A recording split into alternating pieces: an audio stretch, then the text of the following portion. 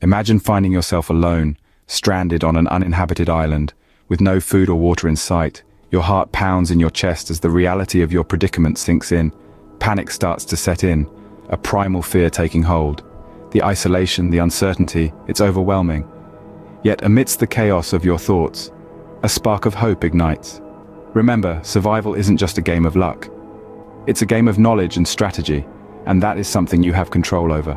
The key to survival lies in understanding and prioritizing your basic needs. When faced with survival situations, it's crucial to remember the rule of threes. This rule is simple but powerful. Humans can survive 3 minutes without air, 3 hours without shelter in extreme conditions, 3 days without water, and 3 weeks without food. Let's break this down. Air is a given. Without it, we wouldn't last beyond a few minutes. That's a fact we can't change. But when you're stranded on an island, your immediate concern isn't air, it's shelter. In harsh weather conditions, hypothermia can set in within 3 hours. A good shelter can protect you from the elements and help maintain your body temperature. Next in line is water. The human body can only go without water for about 3 days. Dehydration can lead to a host of problems, including impaired judgment, which is the last thing you need when you're trying to survive. Finally, food. Despite what you might initially think, food is actually the lowest priority on this list. The human body can survive for approximately 3 weeks without food by using stored fat and protein for energy. So when you find yourself in a survival situation, remember to prioritize. It's not about what you want, but what you need. And what you need to focus on first is shelter, followed by water, and then food. Remember, shelter first, then water, and food last. First things first, we must find or build a shelter to protect ourselves from harsh weather conditions. Now the question arises, what factors should we consider when deciding where to set up our shelter? The first thing to keep in mind is safety. Avoid places prone to natural hazards like falling rocks, flash floods, or high winds. Secondly, proximity to resources is crucial. Being near a water source, for instance, can make a world of difference. However, do keep a safe distance to avoid unwanted encounters with wildlife. Lastly, the orientation of your shelter can play a role in your comfort. In colder climates, a shelter facing east will catch the morning sun, providing warmth as you wake up. With location sorted, let's move on to constructing a basic lean-to shelter. Start by finding a sturdy branch about twice your height. This will be your main support beam. Prop one end of this beam up against a tree trunk and let the other end rest on the ground. For added stability, secure the beam to the tree with a vine or some other form of natural cordage. Next, gather smaller branches and lean them against the main beam to form a sloping wall. The steeper the angle, the better it will shed rain. Once you've built up your wall, it's time to add insulation. Pile leaves, grass or moss onto the branches. A good layer of insulation can mean the difference between a cold, uncomfortable night and a restful sleep. Now you might be thinking, that's all well and good, but what if I don't have a tree to lean my beam against? Fear not, a simple A-frame shelter can be just as effective. Construct 2 tripods using 3 branches each, and lay a longer branch across the top, forming an A shape.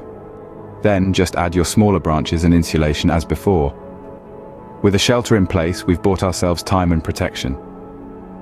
The journey of survival continues, but for now, rest assured knowing you've taken a major step towards enduring the elements. Water is life, so our next mission is to find a source of fresh water.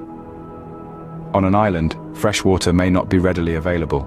However, nature is abundant with resources, if only we know where to look.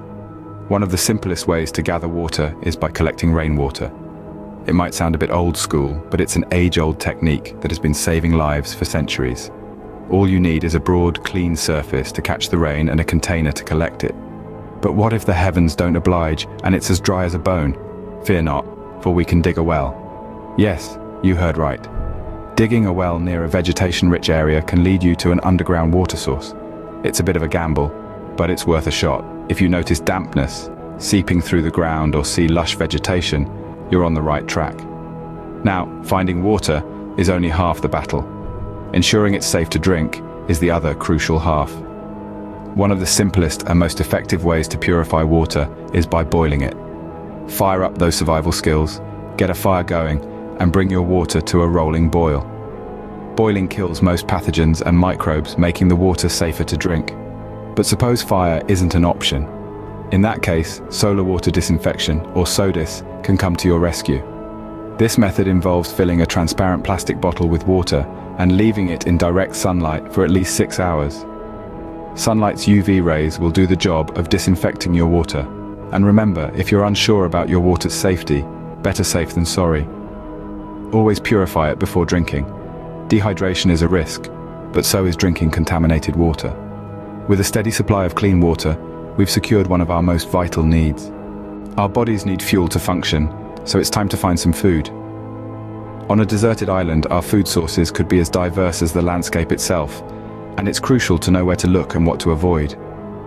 Firstly, the ocean can be a bountiful source. If you're lucky enough to have fishing gear, great. If not, improvisation is key. Crafting a spear from a branch can be handy for shallow water spearfishing. Remember, patience is your ally here. But be mindful, not all sea creatures are safe to eat. Some can be venomous or carry harmful bacteria. Next, the island itself can provide a cornucopia of edible plants and fruits. Coconuts are a jackpot. They provide hydration, nourishment, and even materials for crafting. However, not every plant is your friend. Eating unknown plants can lead to severe health issues. So, if you're unsure about a plant, it's best to leave it alone. Insects, while not the most appetizing, are a reliable source of protein. Grubs, crickets, and beetles can be found under rocks and inside rotting logs. Cooking them over a fire can help kill any harmful pathogens they may carry. Lastly, trapping small animals is another viable option. From birds to small mammals, they can provide a valuable source of protein. But remember, setting up traps requires energy and time, so it's best to set them up while you're tending to other survival tasks. It's important to note that while hunting and fishing can provide a substantial meal, they also require significant energy and time.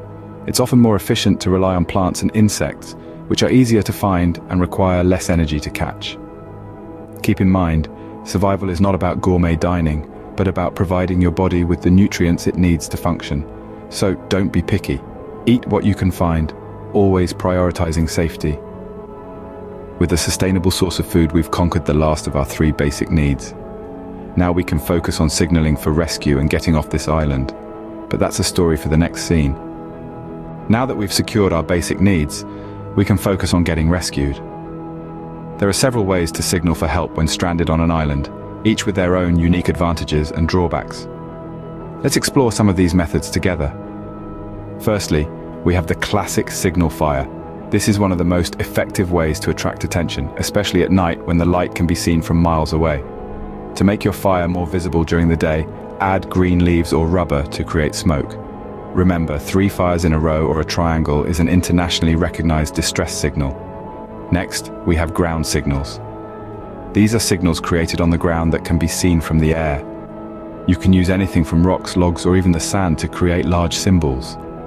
The key here is to make them as large and as contrasting to the surrounding environment as possible. Again, the magic number is 3. 3 parallel lines or 3 X's are standard distress signals. Lastly, we have the mirror signal. This is a bit more difficult to pull off, but if done correctly, it can be incredibly effective.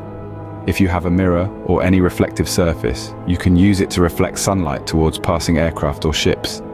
It's like sending a bright, flashy SOS into the sky. Now, while all these methods can increase your chances of being spotted, it's important to remember that patience is a virtue in these situations. Rescue may not come immediately, but by consistently signaling for help, you keep your chances high. And remember, your survival doesn't just depend on these signals. It's also about maintaining your shelter, your water supply, and your food sources, all while keeping your spirits high. Survival is as much a mental game as it is a physical one. With a clear signal sent out, all that's left is to wait for rescue. Surviving on a deserted island is no small feat.